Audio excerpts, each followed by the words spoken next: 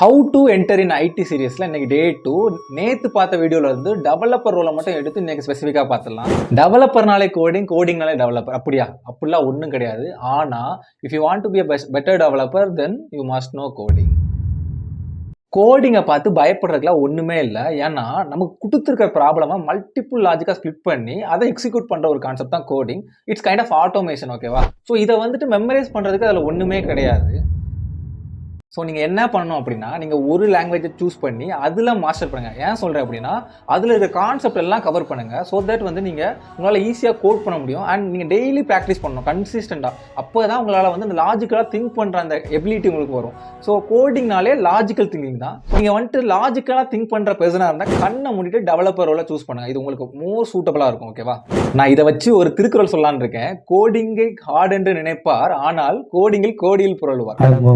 இதில் அர்த்தம் என்ன அப்படின்னா, கோடிங் வந்துட்டு எவ்வளோ ஹார்டஸ்ட்டாக இருக்கோ அந்த அளவுக்கு அது வந்து உங்களுக்கு வந்து பே பண்ணும். ஸோ வந்துட்டு கோடிங்கை எப்போவுமே ஹார்ட் நினைக்காதீங்க. கஷ்டப்பட்டு படிங்க. கண்டிப்பாக அது உங்களுக்கு ஃபியூச்சரில் நிறையவே பே பண்ணும். நீங்கள் எக்ஸ்பெக்ட் பண்ணுறத விட அதிகமாக. அண்ட் இந்த சீரியஸை எப்படி கொண்டு போகலாம் அப்படின்னு உங்களுக்கு ஐடியா இருந்தால் கமெண்ட் பண்ணுங்கள். அண்ட் வீடியோ பிடிச்சிருந்தா ஃபாலோ பண்ணுங்கள்.